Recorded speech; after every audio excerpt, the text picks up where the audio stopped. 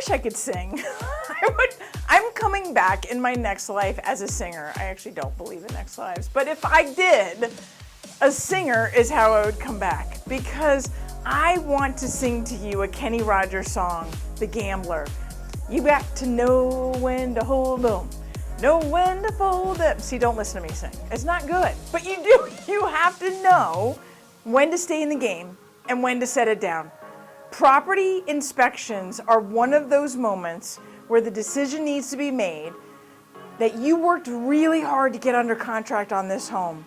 Is it worth setting down that fight and terminating? Or is it worth holding on, right? There are some things that you should terminate for. And there are many more things that you should stay in the game for that people end up terminating for. So one of the properties I was gonna buy Elijah, my second kiddo, I walked away from after a really long property inspection report. I got afraid. And I shut that thing down. And now, a couple years later, I look at that property, which is appreciated tremendously in a very good location in Golden, really close to mines, and I wish I'd stayed in the game. But that property inspection report scared me a little bit. It had a grow house in the garage, but I happen to have one of those under my belt already. It had some things already that showed clear signs of a lack of previous maintenance with the water heater and with the furnace and some other things. And I just thought, there's too much deferred maintenance for me to move on.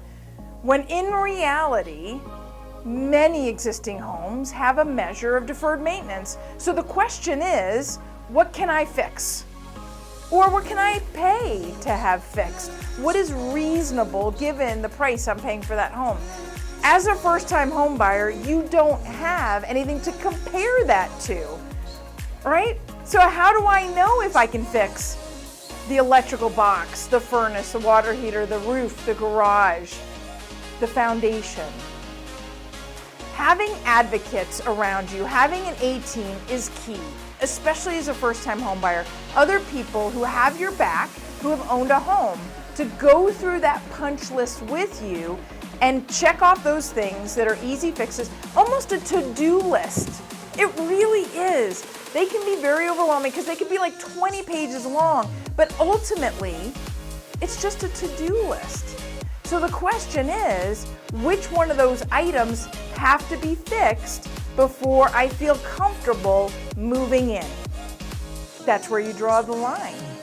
That's where you draw the line and start to negotiate with the seller. Now, this is an extreme seller's market, and the sellers aren't giving much away because you're calling their baby ugly, right?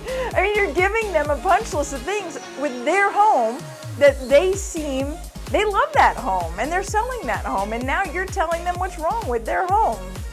It's not good.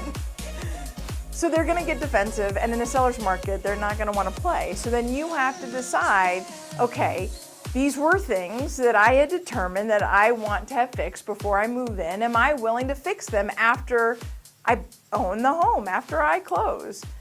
So there are some things. Let's just run through a few. And this is just my list. It's not the list. Like, there's not a list that all buyers should walk away from. It's just choosing the right buyer who can look past that and or fix it.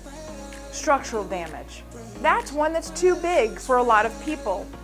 Structural damage most times can be fixed. Very infrequently does it require the demolition of a home. It can be fixed, but to what extent? And will it ever really be sound? That's what you have to find out. You'd want to get a structural engineer if you're not sure, because you want to sleep well at night, knowing that that home will stay standing and not have further decay. You also might consider or have questions about electrical and plumbing, right? It depends the extent to which those electrical or plumbing repairs need to be made. Most times you can fix them. But if it's a complicated manner or a very expensive manner, it might be one of those things that if you're at the top of your budget and you put all your money in, that might be the straw. Something that's pretty easy to fix is the roof, especially because we're in Colorado and we have hailstorms all the time. So in Colorado, maybe the seller can reach out to their insurance company and get that roof fixed before closing date. That happens a lot, in fact.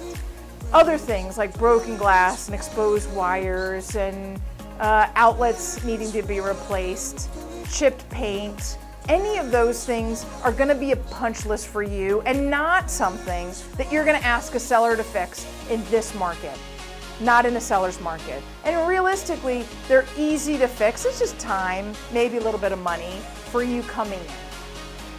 So go through that inspection report with your advocate, with your real estate agent, your lender, those people you know, like, and trust that you know have your back.